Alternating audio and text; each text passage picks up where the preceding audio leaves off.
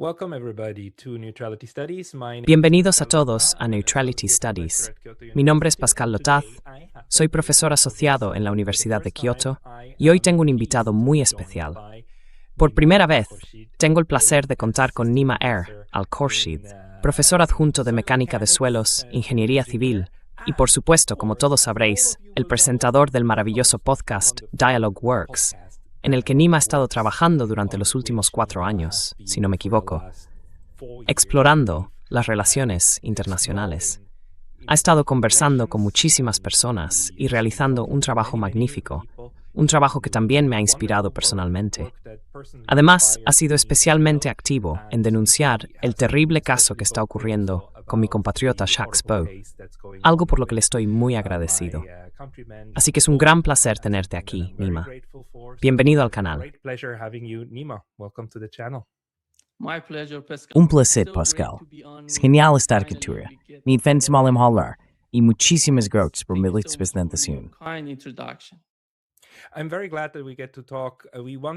Me alegra mucho que podamos hablar. Hablaremos principalmente de Irán en la última parte, pero creo que deberíamos empezar un poco por tu canal, porque, quiero decir, en tu canal exploras tantos temas y tienes invitados tan interesantes. Pero, en realidad, charlamos un poquito antes de empezar, y me di cuenta de que nunca supe por qué iniciaste esto. Y ya sabes, como ingeniero civil, ¿cómo ocurrió que acabaste dedicándote a la geopolítica en YouTube?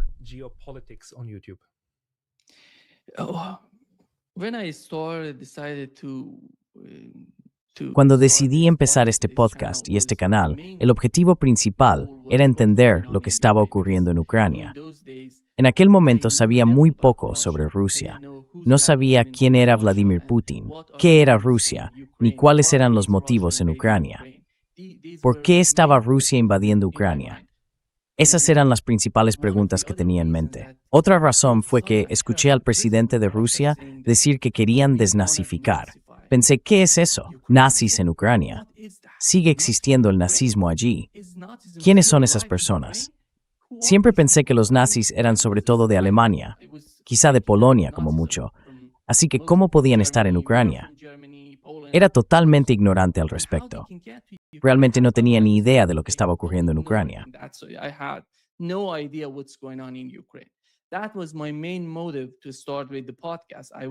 Ese fue mi principal motivo para empezar el podcast. Quería hablar con personas que supieran lo que estaba ocurriendo en esa región, militarmente, económicamente, políticamente, para comprender toda la situación en Ucrania. Luego, poco a poco, me fui familiarizando con las políticas exteriores, con lo que estaba ocurriendo en la política exterior de Europa, Rusia y Estados Unidos. ¿Cuál era el objetivo principal de Estados Unidos en Ucrania? Y entonces todo empezó a crecer, poco a poco. No quería que llegara tan lejos, pero sucedió de repente. Nada estaba planeado por mi parte. Simplemente ocurrió. Estaba aprendiendo, intentando comprender. Fue un enorme proceso de aprendizaje para mí, porque no tenía ni idea de cómo se define e implementa la política exterior de un país.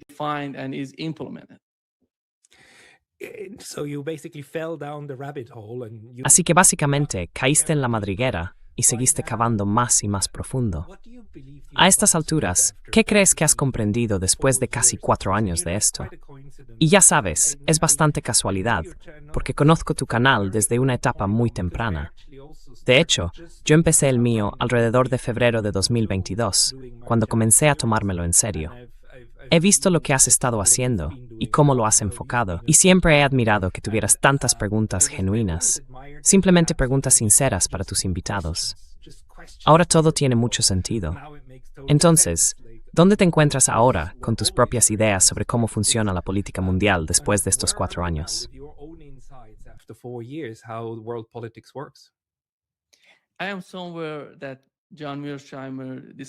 Estoy más o menos en la línea de lo que John Mearsheimer describe como la fuerza hace el derecho. Creo que tiene toda la razón cuando se trata de la política exterior de Estados Unidos.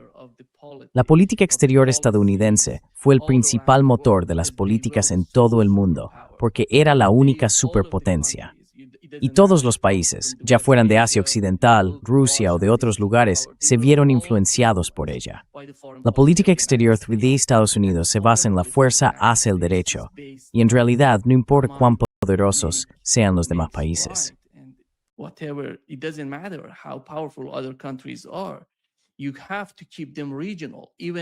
Tienes que mantenerlos en el ámbito regional. Aunque no lo busquen, creo que uno de los conceptos principales de la política exterior de Estados Unidos es lo que se documentó en la doctrina Wolfowitz. Me familiaricé por primera vez con esta doctrina cuando hablaba con Paul Craig Roberts. Él me explicó lo que está ocurriendo con la política exterior estadounidense y por qué están haciendo esto en Asia Occidental, lo que pasa en Ucrania, lo que pasa en Taiwán. Todas estas piezas se van uniendo en mi mente mientras intento comprender lo que está sucediendo.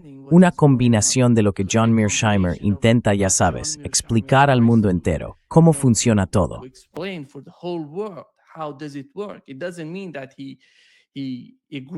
No significa que esté de acuerdo con lo que Estados Unidos esté pensando. Solo está describiendo la mentalidad de esas personas, neoconservadores, neoliberales, el blob, el estado profundo, como quieras llamarlos. La mentalidad es un cálculo sencillo.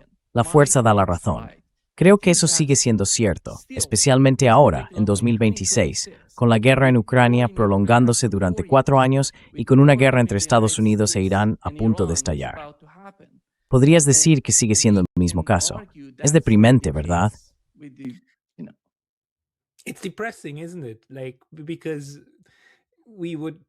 Porque nos encantaría que el mundo fuera un lugar mejor. Y nos gustaría creer que el derecho internacional importa, que las normas importan y que los países individuales importan.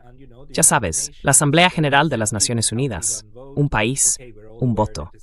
De acuerdo, todos somos conscientes de que el Consejo de Seguridad tiene reglas diferentes, pero en principio nos gustaría que fuera así.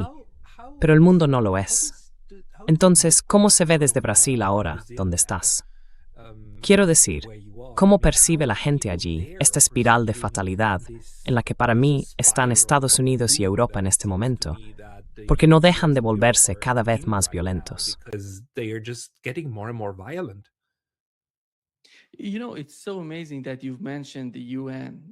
Sabes, es muy interesante que hayas mencionado a la ONU, las Naciones Unidas.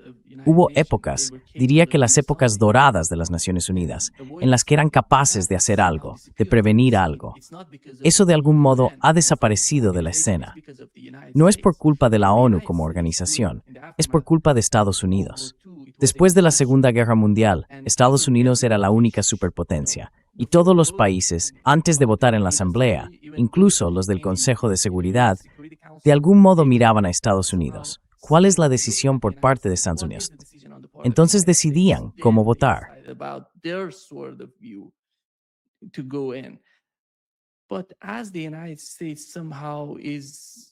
Pero la influencia de Estados Unidos se ha reducido de alguna manera a lo largo de los años debido al auge de los BRICS y al ascenso de China. Rusia tampoco está en la misma situación. Recordarás que en el año 2000, cuando Putin llegó al poder, Rusia era un completo desastre.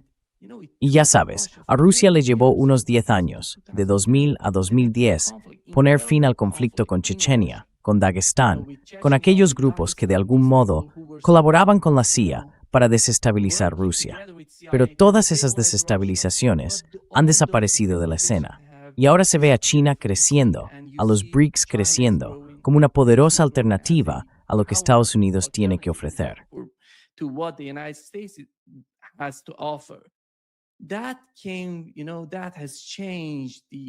Eso ha cambiado la realidad de la ONU.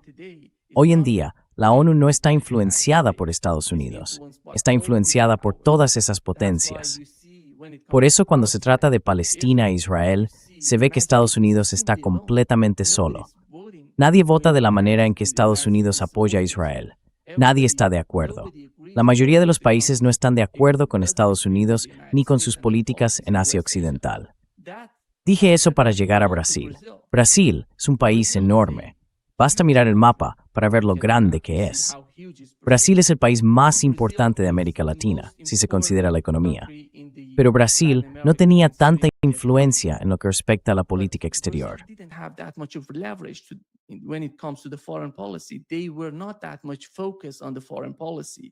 No estaban tan centrados en la política exterior. Pero Brasil está en proceso de cambio, y el cambio está ocurriendo de forma drástica debido a sus vínculos con China, con Rusia, con los BRICS. Ven que Estados Unidos no está, bueno, no sé, quizá recuerdes cuando Donald Trump llegó al poder, simplemente se enfrentó al presidente actual de Brasil, apoyando a Bolsonaro, el anterior presidente, y diciendo, tienes que hacer esto y aquello, lo que él pensara. Intentaba imponer las políticas estadounidenses a Brasil. O lo haces, o te imponemos un arancel del 50% a Brasil. Los brasileños respondieron, adelante con el del 50%.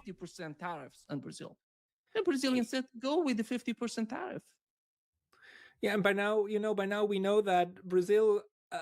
Sí, y a estas alturas, ya sabes, sabemos que en general Brasil lo tuvo fácil. Quiero decir, Venezuela acaba de sufrir un cambio de régimen, cientos de personas muertas, el presidente secuestrado. Es bastante impactante, ¿no? El tipo de cosas con las que Estados Unidos puede salirse con la suya hoy en día e incluso recibir aplausos de Europa, lo cual, para mí como europeo, es aún más, no sé cómo llamarlo.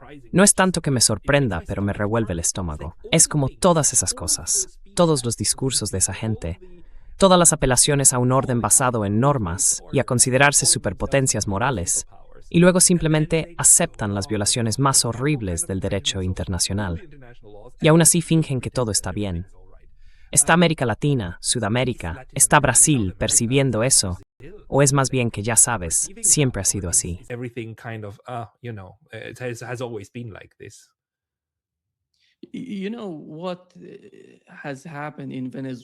¿Sabes lo que ha pasado en Venezuela? Creo que toda América Latina está bajo una gran presión por parte de Estados Unidos. No se trata solo de Venezuela, lo ves con Cuba, y puede que allí también ocurra algo. Incluso podría extenderse a Colombia. Mencionaste Europa.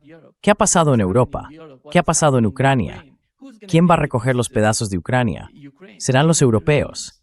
¿Y quién se hará cargo de los pedazos de Venezuela y Cuba si también ocurre algo en Cuba? Ves a toda esa gente que llega a Brasil.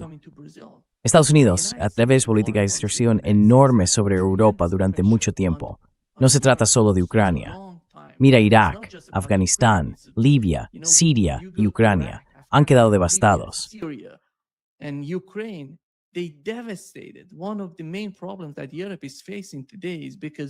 Uno de los principales problemas a los que se enfrenta Europa hoy en día son, ya sabes, las fronteras sin control, porque cuando personas indocumentadas llegan a un país, pueden traer enormes desafíos. Irán tiene el mismo problema con Afganistán. No es solo Europa la que se ve afectada por la inmigración.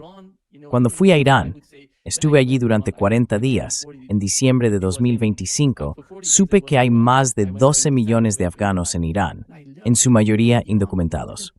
Un país de unos 91 millones que acoge a 12 millones de inmigrantes en tan poco tiempo. Es mucho.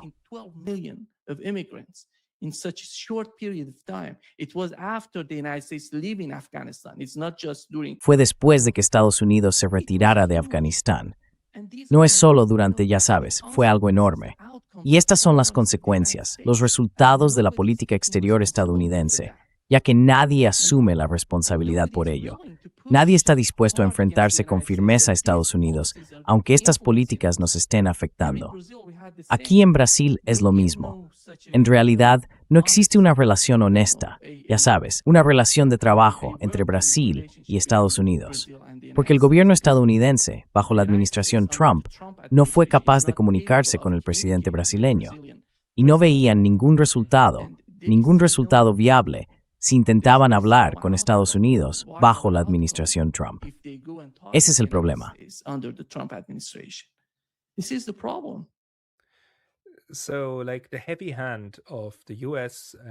Así que, ya sabes, la mano dura de Estados Unidos, y junto con ella, los complacientes estados europeos que le siguen el juego, la animan, participan en esas coaliciones de los dispuestos. Ahora intentan hacer lo mismo con Ucrania, empujando a los ucranianos hacia las bayonetas de los rusos, haciendo que este derramamiento de sangre sea casi inevitable, y luego echándole la culpa a Rusia.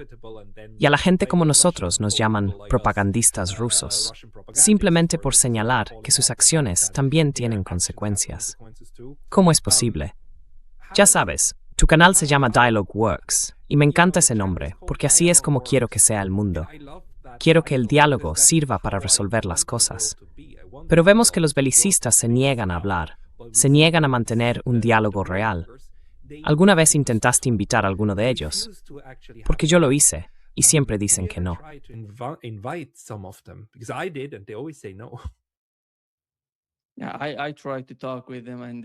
Intenté hablar con ellos y dijeron que no iban a hacerlo, ya sabes, porque Pascal lo tienen todo. Tienen los medios de comunicación tradicionales, no necesitan acudir a los medios alternativos, a canales como el tuyo o lo que sea. Estás haciendo un trabajo increíble, invitando a personas que son en su mayoría desconocidas en los medios tradicionales, personas que realmente saben de lo que hablan. Pero los medios tradicionales no quieren conocer a esas personas, no hablan con esas personas. Ese es el problema principal.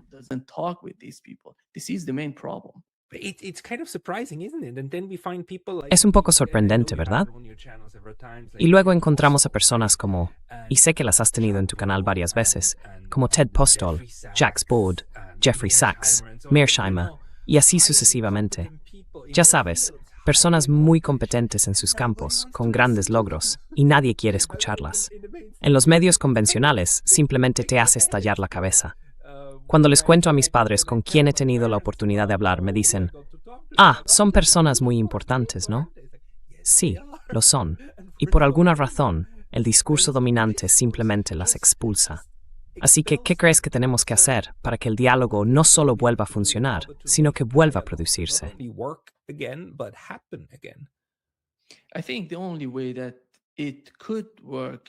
Creo que la única manera en que podría funcionar es desmontando esa mentalidad de que Estados Unidos es la única superpotencia. Ya sabes, la forma en que mucha gente lo entiende, porque nuestro público en Dialogue Works creo que en su mayoría está bien informado sobre lo que ocurre con la visión global del mundo, de nuestro planeta. Vivimos, diría yo, Pascal, en una época en la que la guerra en Ucrania lo ha cambiado todo, cada uno de los cálculos. Y quizá más adelante, dentro de 20 años, o incluso dentro de 100, algunas personas lo describan como un punto de inflexión en el que cambió todo el mundo. Y es tan importante, Pascal, porque no se trata solo de Rusia y Ucrania. Se trata de cómo Estados Unidos puede llegar tan lejos, enfrentándose a una superpotencia nuclear, justo en la puerta de Rusia. Ya sabes, si pueden hacerle eso a Rusia, ¿qué crees que debería sentir un país como Venezuela, o Brasil, o Irán?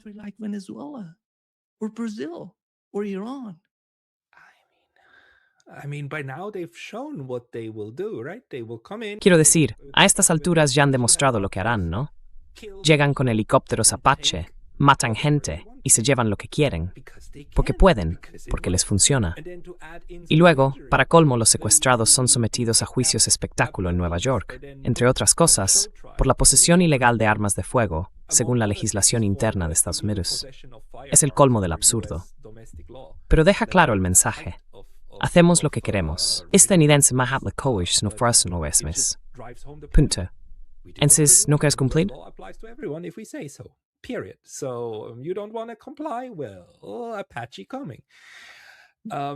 Bueno, que venga Apache. Es un momento aterrador. Es un momento muy aterrador, porque, ya sabes, siempre pensamos que durante la Guerra Fría la imagen era que los malos estaban siempre en el este, ¿verdad?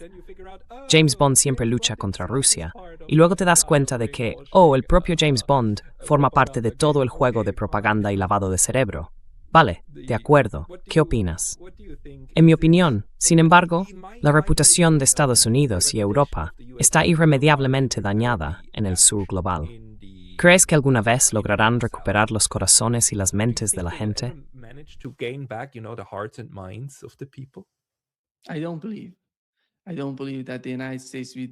No me lo creo.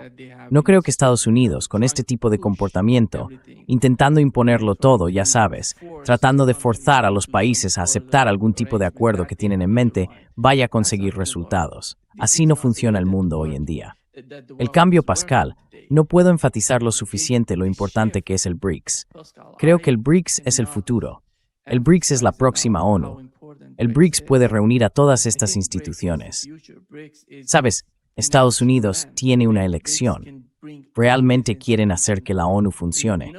Pueden ver lo que está ocurriendo en el BRICS. Lo que está ocurriendo en el BRICS es que ves a todos estos países con sus diferencias, pero cuando intentan decidir algo, dejan esas diferencias a un lado y se centran en el terreno común para trabajar juntos.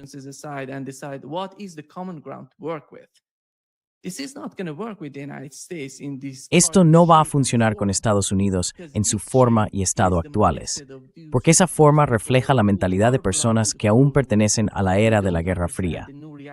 No entienden la nueva realidad del mundo. No comprenden que cuando, ya sabes, Donald Trump empezó, no fue hace tanto.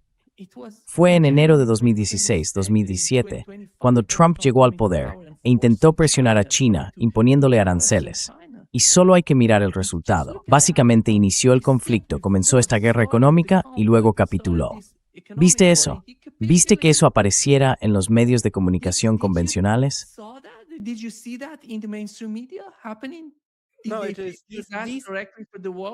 No, no es directamente para que el mundo vea lo que realmente ocurrió. No, esos momentos luego se olvidan convenientemente. Igual que la guerra de Ucrania será convenientemente olvidada una vez que, ya sabes, Rusia esté en Odessa para siempre. O quizá incluso en Kiev, aunque no lo creo del todo. Pero ya sabes, una vez que se detengan y haya una zona desmilitarizada y Ucrania no pueda continuar la lucha, entonces simplemente se olvidará. Es como, ¿de verdad? Pasó algo. Igual que, aranceles a China. Pasó algo. Quiero decir, es esa amnesia selectiva la que se produce y luego forma y moldea la percepción de la situación para las masas en Europa y Norteamérica.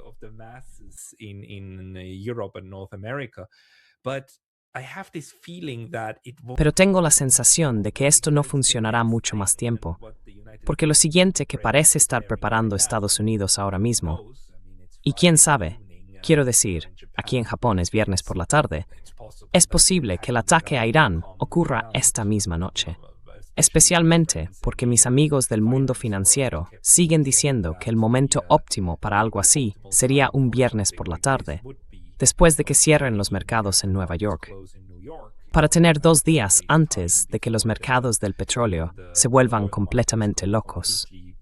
Así que las apuestas apuntan a un ataque sorpresa en la noche del viernes, probablemente alrededor de las 3 o 4 de la madrugada en Irán.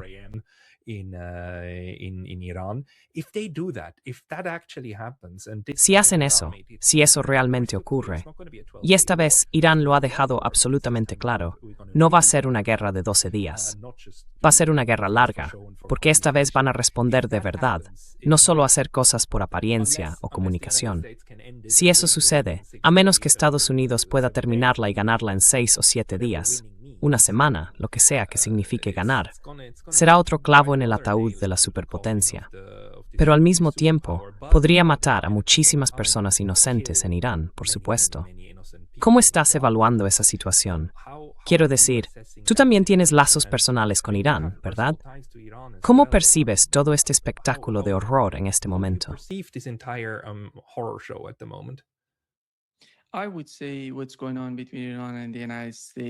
Diría que lo que está ocurriendo entre Irán y Estados Unidos en este momento concreto es similar a lo que sucedió el 21 de diciembre entre Rusia y todo Occidente, la OTAN y Estados Unidos.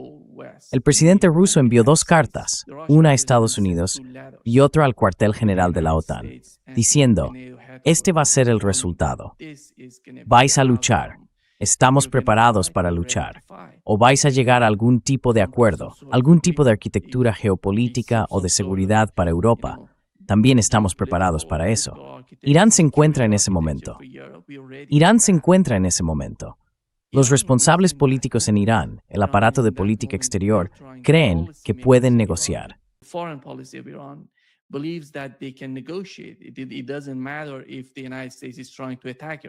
No importa si Estados Unidos está intentando atacar a Irán, su deber es hablar, negociar, y están haciendo todo lo posible. Por otro lado, se puede ver que las fuerzas militares y de inteligencia, todas ellas, están tan preparadas para entrar en esta lucha. Para muchas personas que no entienden lo que es Irán hoy en día, diría que deben comprender la guerra que Rusia está librando en Ucrania. Irán luchó esa guerra en 1980. Estados Unidos inició una guerra por poderes contra Irán, utilizando al gobierno y al ejército iraquíes. Y no fue solo Estados Unidos. En aquel entonces, fue justo después de la revolución en Irán, y todo era muy frágil. En realidad, no existía un gobierno como el que conocemos hoy. And there was no such a government as we know today. There was no system, and everything was somehow No existía un sistema, y todo aún estaba tomando forma en Irán. Luego Irán fue atacado por Irak. ¿Quién apoyaba a Irán en esa guerra? Los europeos, principalmente me refiero a Alemania, el Reino Unido, y todos esos estados árabes, excepto Siria y Libia, ya sabes. Incluso la Unión Soviética ayudaba a Irak en esa guerra contra Irán. Irán sobrevivió a esa guerra. Irán estaba solo en aquellos días. La situación actual no es tan mala, no es la misma que antes. Estados Unidos ya no es specimen 4. No importa que un United States reforzó sin su por el tamaño total.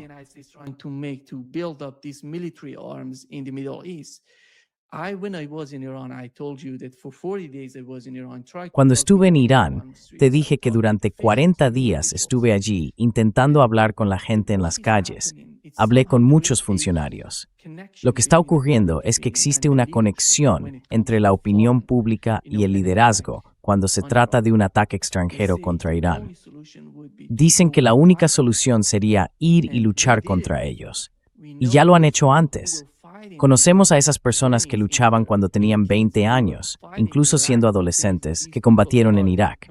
Esas mismas personas son ahora los comandantes en Irán. No son personas sin experiencia en la guerra. Saben lo que es la guerra y lo horrible que puede llegar a ser. Si hay una guerra, Pascal, será una guerra existencial para Irán. It's going to be a existential war for Iran. Iran has no choice. Irán no tiene otra opción. No puede permitirse perder una guerra contra Estados Unidos e Israel. Por eso creo que Irán haría todo lo posible. Mucha gente dice que más del 50% del poder militar estadounidense está en Oriente Medio, y un 50% es enorme. Créeme, eso es un despliegue masivo. Pero cuando hablas con la gente, con los funcionarios, no tienen miedo de eso. Esto me sorprendió mucho porque creen que pueden sobrevivir, que pueden contraatacar. Para Estados Unidos, esta sería una guerra de elección, no una guerra existencial. Y no tengo ninguna duda, créeme, ninguna duda, de que Estados Unidos perderá. No van a poder ganar.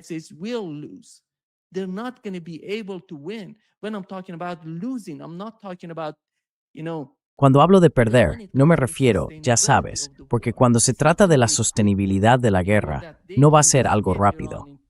No es una guerra en la que puedan golpear a Irán en una semana o 10 días y luego librarse de todo el concepto de ataque. Irán va a contraatacar y lo va a hacer con fuerza. Y si todo el concepto de la guerra se basa en lo que pide Israel, Israel va a quedar devastado.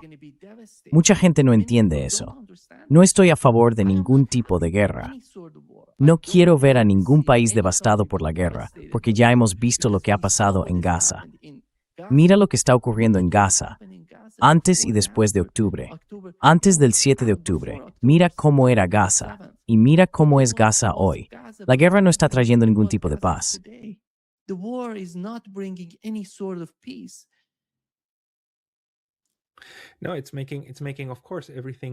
No, por supuesto que lo está empeorando todo. Pero la cuestión es que algunas personas creen que es una solución, ¿verdad? Puedes usar el gran martillo. Quiero decir, literalmente, en la guerra de 12 días, el ataque a la instalación nuclear lo llamaron martillo de medianoche. Exacto. Incluso las convenciones de nombres de sus operaciones me hacen preguntarme si no serán como críos de 12 años que piensan que están jugando a un estúpido videojuego. Pero algunas personas creen que pueden coger un martillo y hacer que el problema desaparezca. Pero este no lo hará. Quiero decir, Lo expresaste muy bien cuando señalaste cuántas cosas ha sobrevivido ya la República Islámica de Irán. Islamic Republic of Iran already survived, and you know how the only time that a genuine Y sabes que la única vez que una revolución genuinamente autóctona derrocó a un régimen fue el régimen del Shah. Era un régimen impuesto, falso, artificial, que sustituyó al señor Mossadegh, elegido democráticamente, ¿verdad?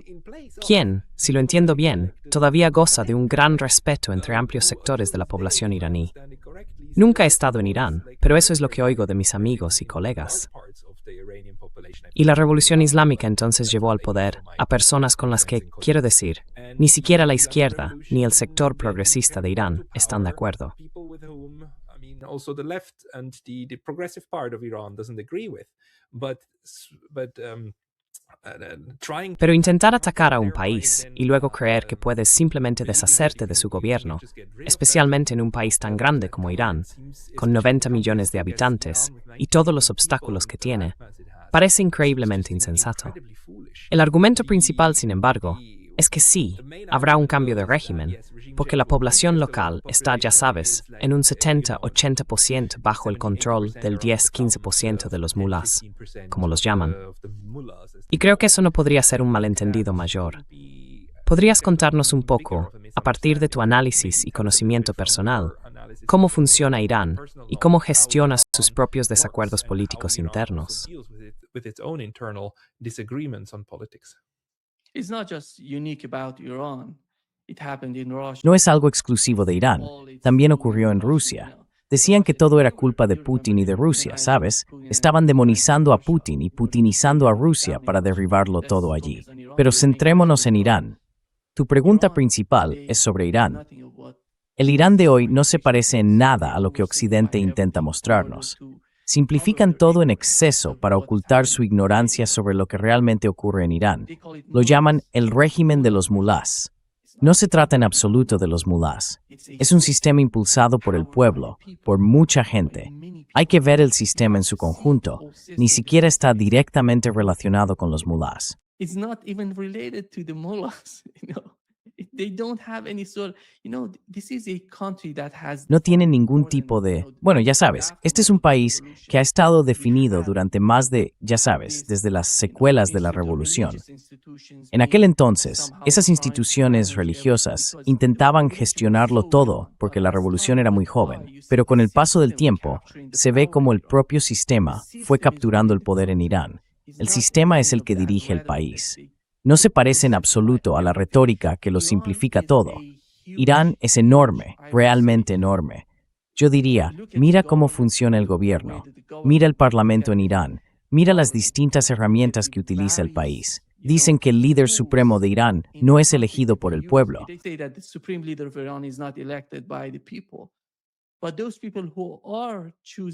Pero esas personas que eligen al líder supremo de Irán y que también pueden destituirlo, fueron ellas mismas elegidas para sus cargos. Esto me parece, ya sabes, simplemente ridículo para alguien que realmente entiende Irán. Irán no se parece en nada a la forma en que los medios de comunicación tradicionales intentan retratarlo. Y hoy, cuando hablan de derrocar al gobierno o de matar al líder supremo, lo ves todos los días, gente diciendo, vamos a matar, vamos a asesinar al líder supremo de Irán, y eso. Por mí que se por un gran cambio. No, Hariz, carácter esto. Eso no va a generar ningún tipo de cambio a favor de tu argumento. Siempre piensan que el líder, o la figura más reconocible de un país, es el país en sí mismo, como si Estados Unidos fuera a derrumbarse mañana si alguien disparara a Donald Trump. Quiero decir, Trump estaría muerto, pero Estados Unidos seguiría vivo, y viviría lleno de furia e indignación. Pero por alguna razón, creen que si haces eso con otro país, entonces todo desaparecerá. Por supuesto, algunas personas entienden esto. Y sabemos que en Estados Unidos, especialmente el ejército, entienden que no es así. De hecho, están advirtiendo a la Casa Blanca que no haga algo tan insensato, porque una vez que empiecen a caer las bombas, será muy difícil hacer que se detengan.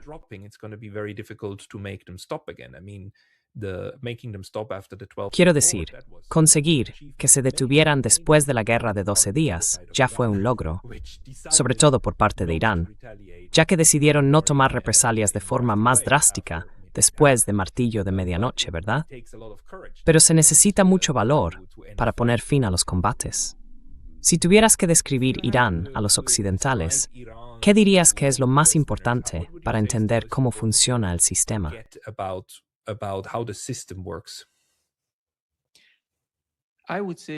Diría que el sistema en Irán no es, bueno, digámoslo así. ¿Crees que el sistema en Suiza es parecido a lo que está ocurriendo en Francia? No. No, No tienen nada que ver el uno con el otro. Irán es un sistema único, Pascal, un sistema único. Cuando tienes al líder supremo de Irán, tienes varios puntos. Tienes el gobierno en Irán, y la gente dice que el líder supremo es quien dirige todo, que el gobierno no tiene autoridad ni poder para aplicar sus propias políticas. Eso es falso, información enormemente falsa. En cierto modo se puede decir que el líder supremo de Irán controla todo, pero también es una especie de equilibrio entre la izquierda y la derecha en Irán. Tenemos dos tipos de fuerzas, dos partidos políticos, aunque realmente no podemos llamarlos partidos en el sentido en que funciona en Estados Unidos.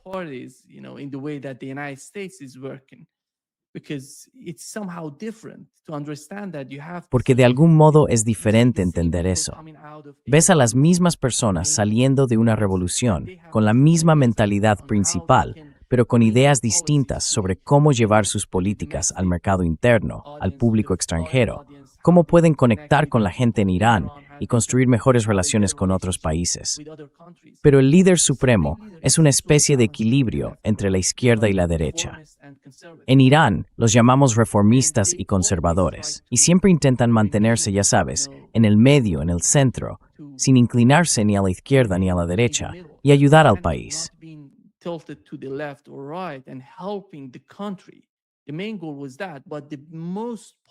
Ese era el objetivo principal. Pero la mayoría de las políticas actuales, tanto internas como externas, especialmente en lo que respecta al programa nuclear iraní, son una cuestión de seguridad nacional para Irán. Por eso se ve al líder supremo como totalmente dominante. Su visión y su comprensión son fundamentales para todo el cálculo.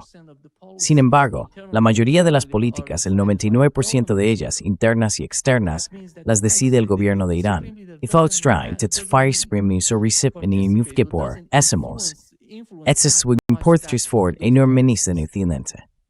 This is hugely misunderstood in the West. Una de las cosas que se mencionaron es que, por supuesto, dentro de Irán hay un buen número de personas que se oponen al gobierno central, que se oponen al líder supremo y que huyen del país. Luego viven en el extranjero. Conozco a varios de ellos y están descontentos con el régimen teocrático. Por otro lado, en Estados Unidos hay al menos un 50% que está extremadamente descontento con el régimen actual. Así que encontrar oposición en un país o encontrar oposición a la situación actual no es realmente nada extraordinario. Es solo que, ¿por qué crees que en Occidente y también en Europa hay tanta gente que considera que la violencia estaría justificada para derrocar a este gobierno? ¿Cuál crees que es la motivación principal?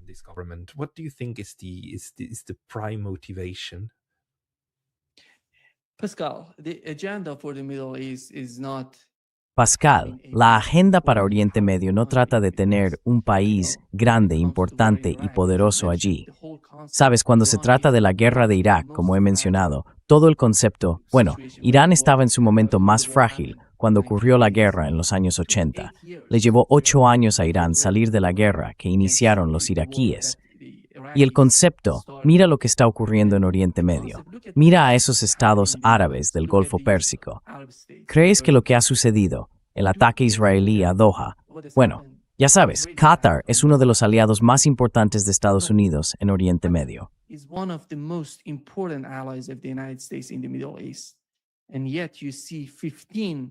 Y sin embargo, ves 15 cazas israelíes sobrevolando Arabia Saudí, dirigiéndose a Qatar, atacando objetivos en zonas civiles de Qatar y luego regresando. Y nadie responde. Nadie se ocupa de lo que ha ocurrido. Nadie es capaz de defender a Qatar o siquiera de darse cuenta de que está ocurriendo. Quieren que Irán sea así. Quieren que Irán esté dividido. Mira lo que ha pasado. Creo que el ejemplo más importante ahora mismo es lo que ha ocurrido en Siria. Right. Correcto. Todos decían que Assad era el gobierno más problemático de la región y derrocaron a Assad, tumbaron a Assad, su llamado régimen. Assad se ha ido. ¿Se ha resuelto el problema en Siria? Siria está dividida en 5 regiones, si no me equivoco, hoy en día. Siria está muerta. Siria fue devastada, destruida. No volverá a unificarse como lo estuvo durante el gobierno de Assad. Todo se ha perdido. La agenda principal ahora se centra en Irán, Pascal. Quieren dividir Irán en pedazos. Iskenijum small word federaciones. Kever Ford en Bran en provincias. They want to break down Iran in provinces. The Kurdistan province, Arab province, Sabes, la provincia del Kurdistán, la provincia árabe, la provincia turca, forman parte de la agenda de Estados Unidos en la región. No quieren que exista el único país real e influyente en Asia Occidental capaz de resistir, que hoy es Irán. Turquía forma parte de la OTAN. Irán no forma parte de la OTAN. Irán no forma parte de nada. Sabes, una de las cosas principales que mencioné antes es que la guerra en Ucrania lo ha cambiado todo. Porque Irán, si recuerdas el Shotopoa, el programa nuclear, el acuerdo nuclear con Estados Unidos y 5 países europeos, todos firmaron ese acuerdo, el Shotopoa. Y Donald Trump se retiró de él. And Donald Trump withdrew from that agreement. And the agreement Y el acuerdo Pascal fue tal que durante aquellos días, Rusia y China intentaban mantenerse en una posición intermedia, sin ayudar realmente ni a Irán ni a Estados Unidos, sino tratando de hacer lo que mejor les convenía. Hoy Rusia y China no están en la misma situación. Europa no está en la misma situación. Europa ha perdido su importancia en lo que respecta a la política exterior de Irán. Sabes, el ministro de Asuntos Exteriores de Irán dijo algo asombroso recientemente, que el comercio entre Irán y Afganistán es ahora mayor que el comercio de Irán con toda Europa en conjunto.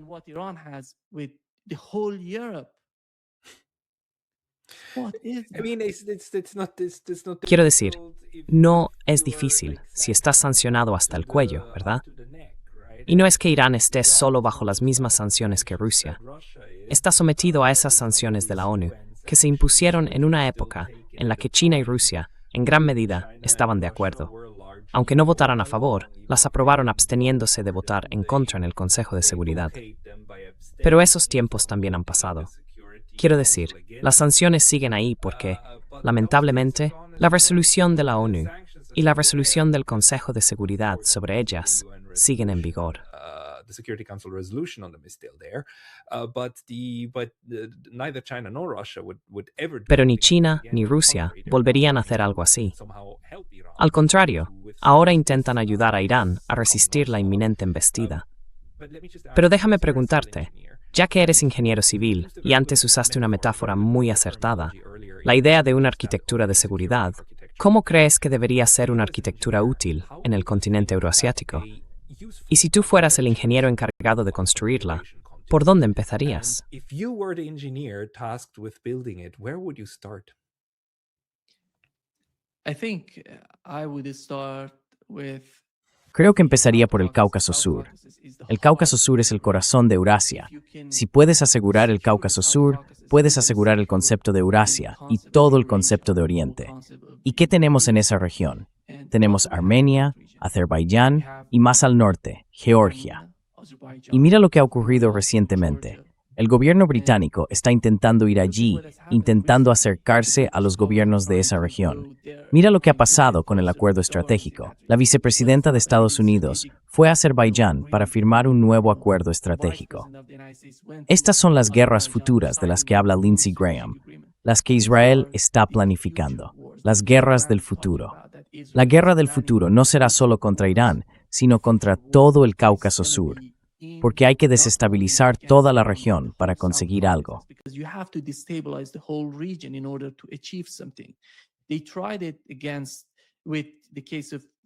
Lo intentaron primero con Georgia.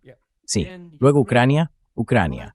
Ahora mismo están llegando a... Bueno, el problema, por cierto, con este concepto de desestabilizar la región es que estos gobiernos no son realmente capaces de hacerlo. No importa cuán poderosa sea Estados Unidos, ni cuánto apoyo puedan ofrecer a estos gobiernos. Mira lo que pasó en Ucrania. Antes de febrero de 2022, 700,000 soldados estaban preparados para luchar contra Rusia. Todos esos soldados desaparecieron. Ucrania quedó devastada como resultado. En mi opinión, Ucrania no puede sobrevivir como un país viable si permite que Rusia tome Odessa y Mykolaiv y avance hasta Kharkov. Dejaría de existir como país independiente. Sería solo un pequeño estado en alguna parte. Ya sabes, lo mismo podría pasarle a Azerbaiyán. The same thing would happen to the Azerbaijan. Azerbaiyán, sabes, durante la guerra de 12 días entre Irán e Israel, se utilizó a Azerbaiyán para atacar a Irán. Recientemente, el jefe del Consejo de Seguridad de Irán, Ali Larijani, se ha puesto en contacto con países de Asia Occidental y con los estados árabes del Golfo Pérsico, e incluso ha hablado con el gobierno de Azerbaiyán, advirtiendo que, si participan en una guerra contra Irán, serán devastados. No se trata solo del interés de Irán. Rusia entiende la importancia de la situación en el Cáucaso Sur. China también lo sabe, porque se trata de grandes proyectos económicos. Pascal, el Corredor Norte-Sur, la Iniciativa de la Franja y la Ruta. Son esfuerzos económicos de gran envergadura, y Estados Unidos, bajo la administración Trump, intentó manipular el Cáucaso Sur todo lo que pudo.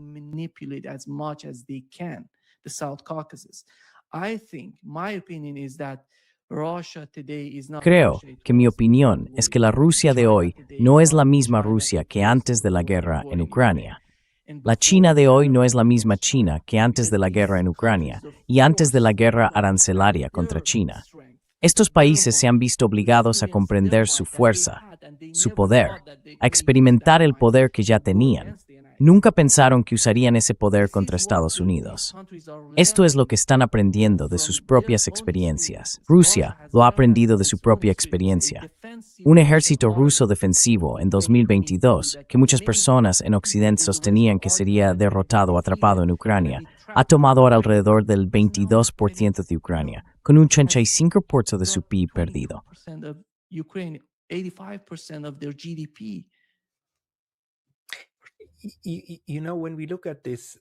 Sabes, cuando miramos esto, resulta bastante interesante que menciones el Cáucaso Sur como el principal punto de fricción, o el punto principal donde algo podría realmente cambiar. Porque para mí, esta región, al igual que Ucrania, es un ejemplo de manual de cómo la neutralidad puede utilizarse como una solución para crear zonas de amortiguamiento, una especie de tierra de nadie, en beneficio de toda la arquitectura regional. La idea es mantenerlas así, para garantizar la seguridad de todos a ambos lados y también de ellas mismas. Pero por eso, ya sabes, el fracaso de la neutralidad como solución para Ucrania, que lo fue, realmente lo fue, y luego su socavamiento, su eliminación y la imposibilidad de que volviera a plantearse como solución, eso para mí es el principal crimen.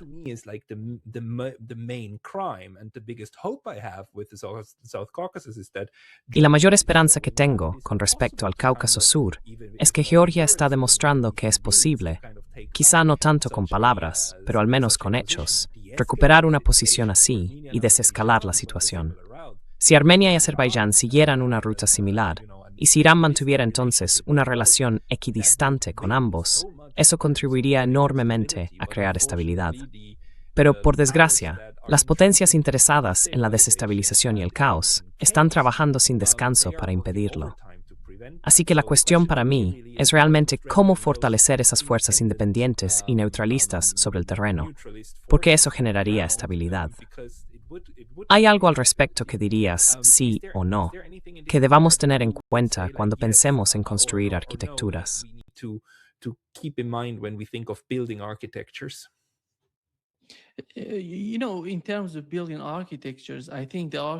Sabes, en cuanto a la construcción de arquitecturas, creo que la arquitectura ya la están construyendo Rusia, China e Irán. No es algo abstracto, lo tienen en mente, conocen la realidad de la región. Y en el caso de la guerra contra Irán, Pascal mira la situación no como un conflicto aislado en Ucrania o un conflicto aislado contra Irán. Observa el panorama general. ¿Quién es el principal competidor, el competidor más importante de Estados Unidos hoy en el mundo? Es un país llamado China. Entonces, ¿qué es China? China es un enorme, gigantesco motor que puede producir de todo, de un auxiliar equipo hasta un gran arsenal militar. Todo. Aircraft carriers. Everything. They produce everything, Pascal. Everything. So, Ellos how producen can you todo, bring down a Pascal, country like China? todo. Entonces, ¿cómo puedes derribar a un país como China? La única solución que es viable para esa gente, los neoconservadores y los neoliberales en Estados Unidos, es cortar el suministro energético de China. ¿Quién suministra energía a China? Rusia e Irán. Por eso lo que está ocurriendo en Ucrania formaba parte de una agenda. Pensaban que, junto con Europa, no podrían hacer Ucrania no pudiera vivir. El peor escenario para Rusia, para ellos, era descomponer a Rusia en federaciones. Lo mismo está ocurriendo ahora mismo. The same is happening right now. They're trying to attack Iran. The same concept. Están intentando atacar a Irán, el mismo concepto. Venezuela. ¿Qué estaba pasando en Venezuela? ¿Cuál era la importancia de Venezuela? Maduro dijo, estoy listo para cualquier acuerdo que quieran poner sobre la mesa. Ellos respondieron, no. Tienes que hacer lo que nosotros queremos que hagas. Sabes, la estrategia de Estados Unidos hoy es controlar el mercado energético. Va a controlarlo, porque esta es la única manera en que pueden, ya sabes, golpear a China. Los militares siguen hablando de ir a luchar contra China en Taiwán. Creo que eso es totalmente estúpido. Nadie haría eso. No vas tan lejos para luchar contra China. Y Taiwán es una islita. Imagina, ¿cómo puedes luchar contra China? Taiwan is a little island. Just imagine, how can you fight China? And that's why I think the agenda on the part of the United States is just. Y por eso creo que la agenda por parte de Estados Unidos es llevar a Rusia y China, e Irán y China, a una determinada situación.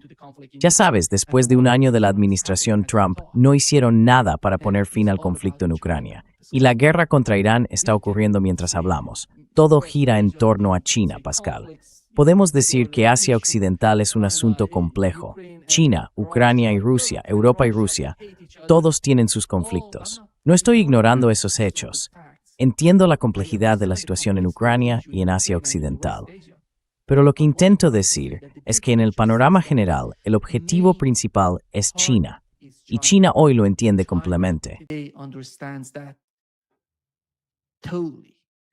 And the irony of the whole thing is that this entire last Y la ironía de todo esto es que estos últimos 4, 5, 6 años han unido realmente a China y Rusia. Ahora están incluyendo también a Irán en la ecuación y a todo el grupo BRICS. La ironía es que ahí es básicamente donde reside la esperanza de un mundo más equilibrado y multipolar, en lo que se está creando ahora mismo como una contrarreacción, algo que personas como Mearsheimer predijeron hace mucho tiempo. Él dijo, si hacéis esto, crearéis precisamente aquello que intentáis evitar, una gran alianza entre los demás. Y esa alianza no se parecerá en nada a la OTAN. Va a ser, y ya lo es, un ente completamente distinto. it's going to be, it already is a completely different animal. But here we go. The way world politics. Pero allá vamos. La forma en que parece funcionar la política mundial, acción y reacción de poderes y fuerzas, y aparentemente personas muy violentas en Occidente. Debo enfatizarlo, en Occidente. China, Irán, quiero decir, no han atacado a otro país desde hace muchos años. La última guerra que libró China fue en el 79 con Vietnam, una corta. La última guerra de Irán fue cuando fue atacado a principios de los 80 por Irak. Y antes de eso, ya sabes, it's neist mivio purpose, we ran for then to 1942 precis, por Gran Bretaña, Soviéticas. By Britain and the Soviet Union. Those were the ones who invaded it in order to. Esos fueron los que la invadieron para cortar el suministro de petróleo a Alemania.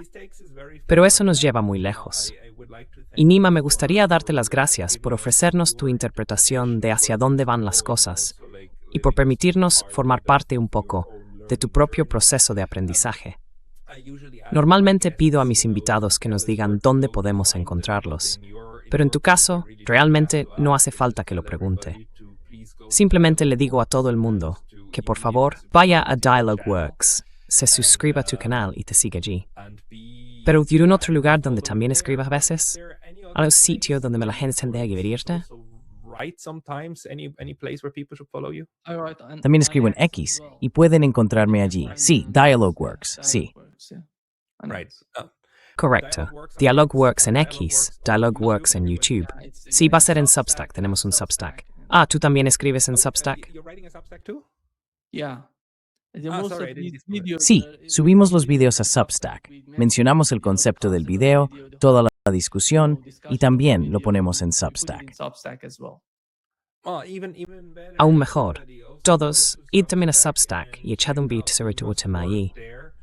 ¿Hay algo que te haga añadir en este momento? To add at this point? Nothing. Muchas gracias, Pascal. For inviting me. We Cubrimos el mundo entero. covered the globe. Nima, muchísimas gracias por acompañarme hoy. Joining me today. Thank you.